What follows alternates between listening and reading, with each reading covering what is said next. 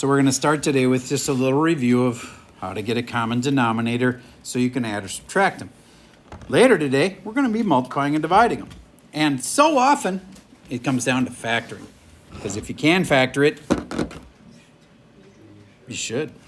All right. So this one, you're going to multiply both by x. Now, I told you to put in the implied parentheses, which are there. If you didn't, then you might not have distributed it right. Now I'm multiplying by the other denominator. And when you're done, the whole point was that this would be the same as this. Is it? Is it? Yeah, those are equal. Okay, so the denominator, don't multiply it out because kind of like the same thing as if you can factor it, you should. If it's already factored, leave it alone. Don't multiply it out if it's already factored.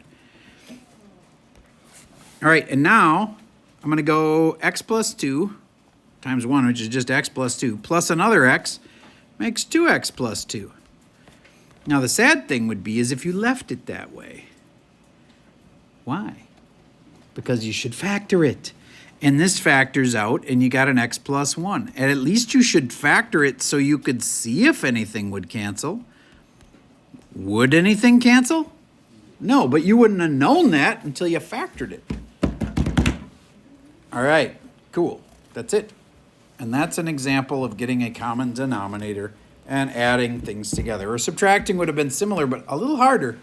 Because if there was a negative here, you got to remember to distribute it properly in certain problems. Okay, so let's get to these, which are about multiplying and dividing them. But just like last time, you can't really do this unless you can multiply or divide normal fractions. So would you please take a second and multiply these? Don't overthink this. There's no such thing as cross multiply. I wish they would have never taught you that at the middle school, because some kids think right now that you should be multiplying across, like cross multiply. That doesn't exist.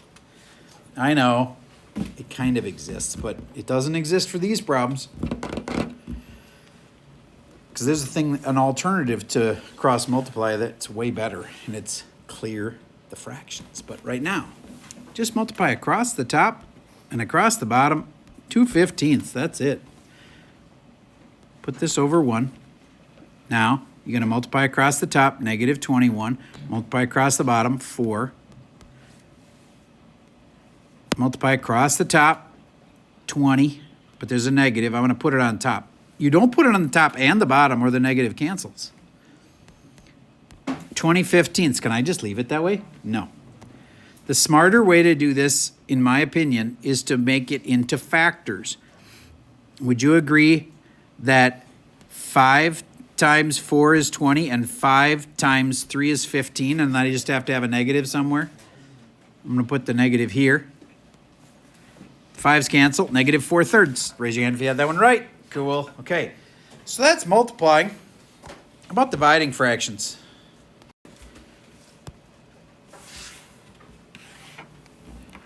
Now, you might have forgotten this, but I'll remind you real quick. It's one of my basics on the first 20 and on the top 20 and on the basic 20. You got to know that this can be changed to 1/3 times 2/7. Notice only the second one flips. I've heard people describe this as drop, switch, flip. Drop, switch, flip. However you want to remember it, only the second one flips. And now it's a multiply problem again. 1 times 2 is 2, 3 times 7 is 21, 2/21. That's all there is to it. But what if it's not a fraction? Well, everything's a fraction if you divide it by 1. Now you can drop,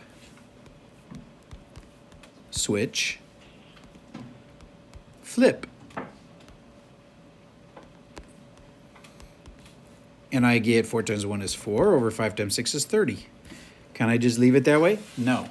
In my opinion, the best way to do this, 2 times 2, 2 times 15, 2's cancel, 2/15. I think that's the fastest way to show your work and simplify. Okay, last but not least, we have fraction divided by fraction. Well, I don't like divide. I'm going to change it to times.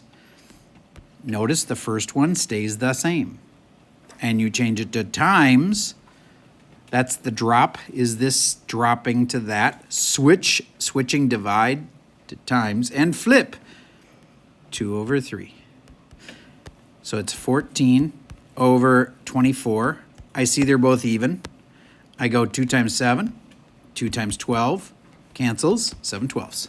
I don't think anybody can do it faster than that. I just mean that system of reducing as far as showing your work.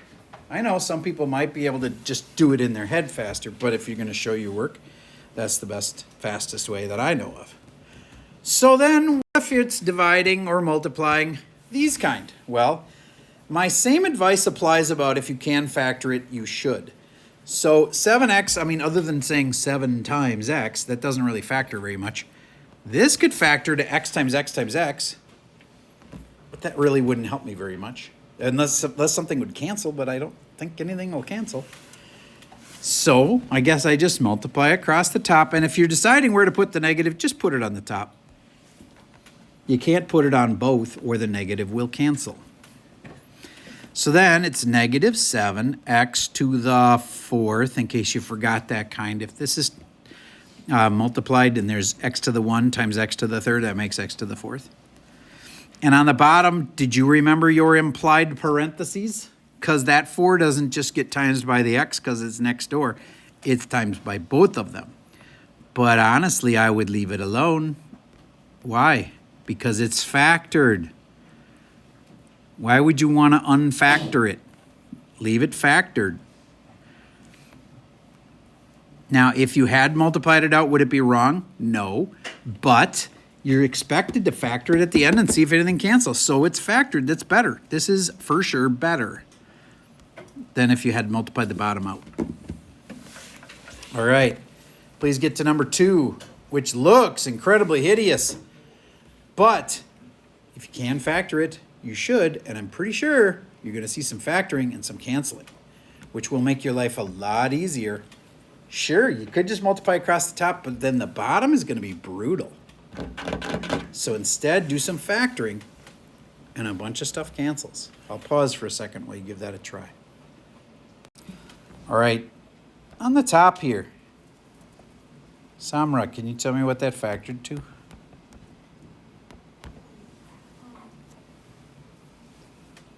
Here, I'll reveal it again in case you hadn't factored it yet. Would you agree we have to start with x and x to make an x squared?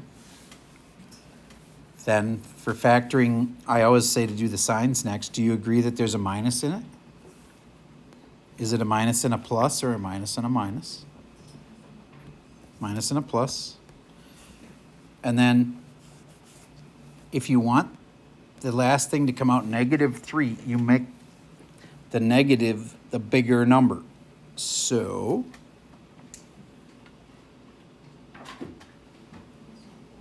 -4 and +1. There you go. All right. Mark, would you factor this one? X minus 4 and x plus 2. X minus 4, x plus 2. Very good. Now, do you see something that will cancel? I see a lot of things that will cancel. This and this will cancel. And that and that'll cancel. Now, when things cancel, it's important to understand what's really happening. Cancel should be canceled. We should technically be calling it reducing it. When you have an x plus 1 and an x plus 1, it should be reduced to 1. So when all of this goes away, it really just leaves behind a 1 over a 1, which is 1. And 1 times anything is just whatever's left. And that's all that's left is right there. So then 1 times that, so it's 2 over x plus 2. Who had that one before I said it? Awesome. All right, on the next page, please. This times divide. Oh, man, this must be impossible. No, it's easy. As long as you know that instead of dividing by this, you're going to change it to times. And you're going to flip it. So the x squared goes on top, and the 2 goes on the bottom.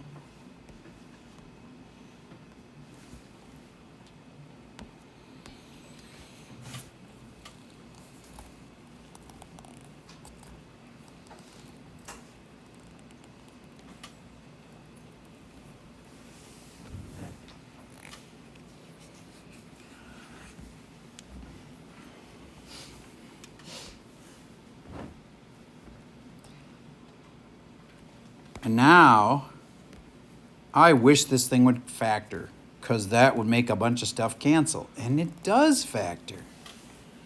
Claiborne, would you tell me what factors out of those two? X to the power of B. Nope.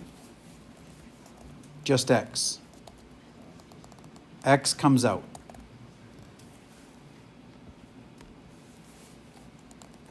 So Claiborne, if I have x in both of them, see how there's an x in this and there's an x in this? I'm factoring the x to the front. And what I'd have left is x squared minus what? Minus 1. Good. And then that factors again. Do you recognize that one? This one right here? X plus 1, x minus 1. Wow, a lot of factoring.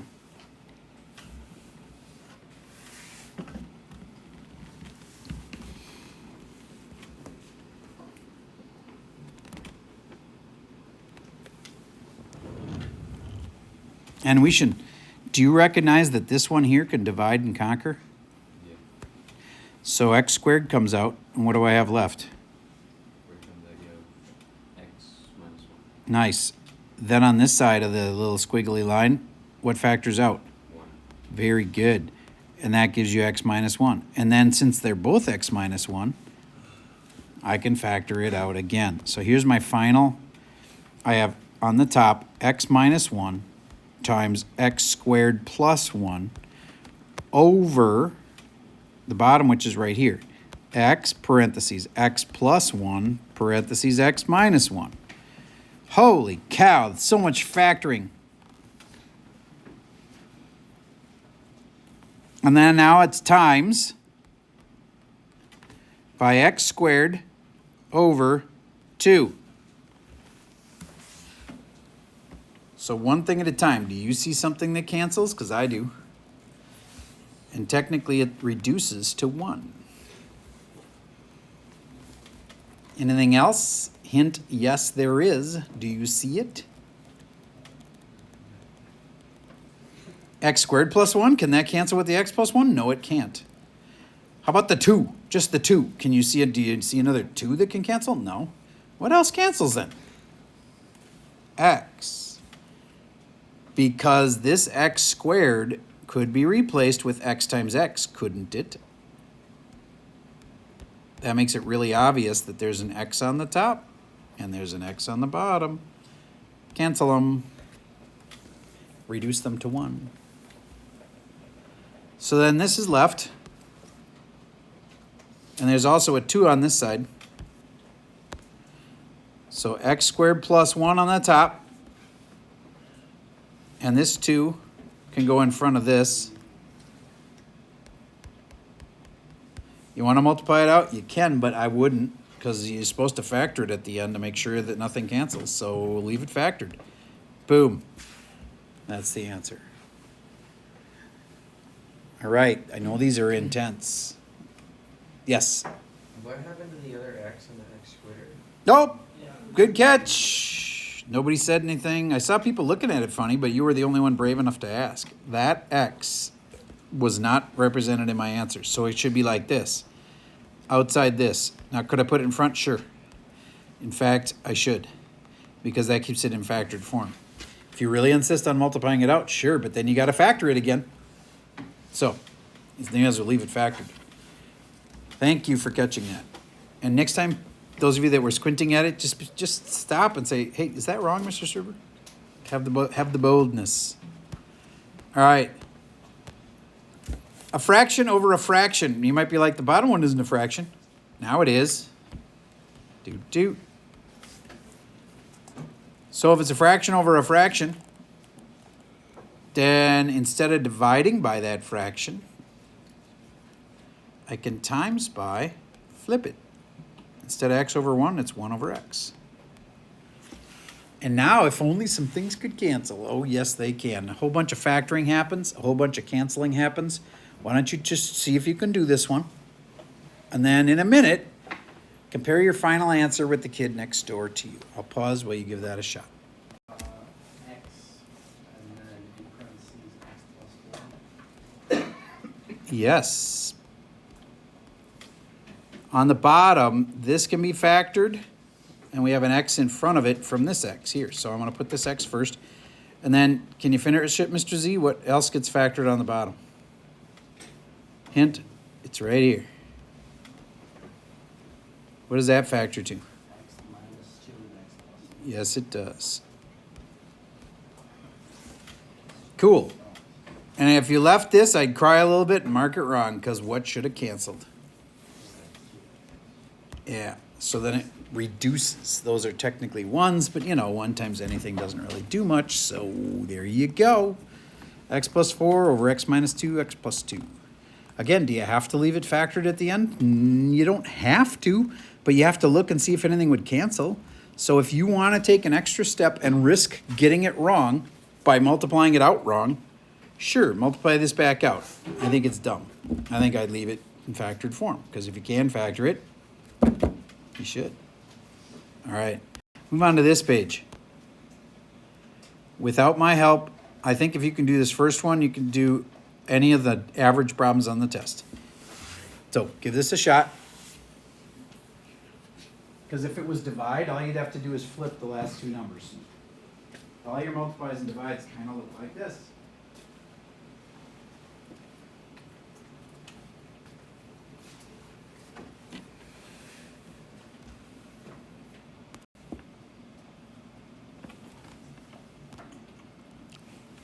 All right, I'm going to start doing some factoring.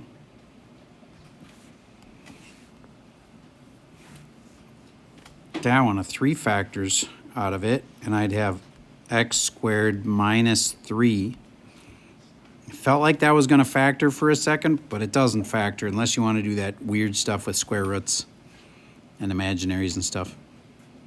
This part factors to x plus 2 and x minus 2. I bet you that's going to cancel with something somewhere. And as I'm thinking about that, I'm like, well, I'm going to factor this part next. So then it's probably going to be one of those is going to be a 2, I bet. And if I make it a 2 here, I go, well, it has to be a 3 there. 2 times 3 makes 6. There has to be a plus and a minus. I'm going to just try that to see if it worked. Negative 3, positive 2. Yep, I got it. And then there's a 5. Now this test, like almost all your tests for the rest of the year, math rewards careful people. So you've already seen me make a mistake once today. I'm going to try really hard to not make another one. This x plus 2 and this x plus 2 cancel. These cannot cancel. You might think they can, but they cannot. They have to be exactly the same. So then I think I'm done. 3 parentheses x squared minus 3, and then x minus 2. And then the only thing on the bottom is a 5 times that x minus 3. Now that seems like a lot left. I'm just double checking myself to make sure nothing else cancels. I don't think so. Raise your hand if you got the same thing as me. Awesome. Okay, I think you get it. Add, subtract was yesterday. Today was multiply and divide.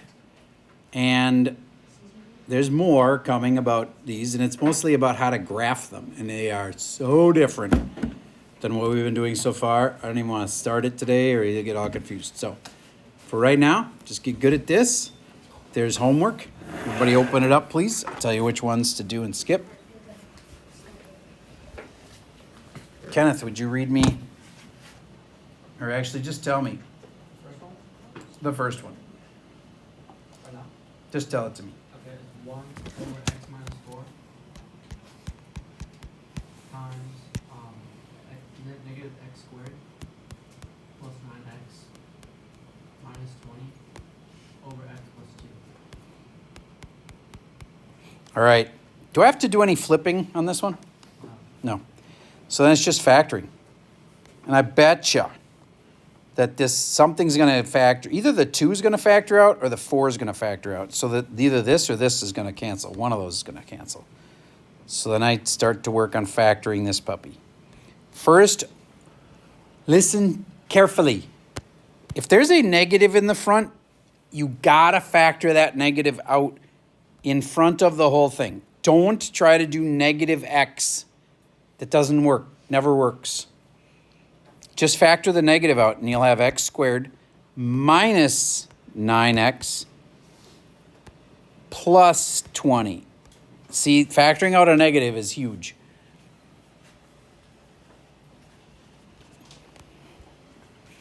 Then you can factor it again. This one's gone. I've replaced it with the thing above it.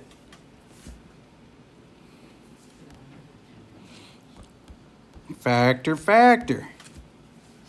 X and x, minus and minus, because the last number is positive. You'd need two negatives. You have to have a negative because there's a negative in the problem. And last, it's probably 5 and 4. 5 times 4 makes 20. And negative 4x and negative 5x make negative 9x. Sweet. And we knew something's going to cancel, and there it is. Those two are the same, one on the top, one on the bottom. They cancel. All right. There's your first problem of your homework. I need to see it. Can I see yours? Just want to see how big it is. How many questions are there total? 12 questions total. I think we could skip number 8. That looks like a pretty lengthy one. Just skip problem 8. And let me know if you get stuck. That's all I got for you for today.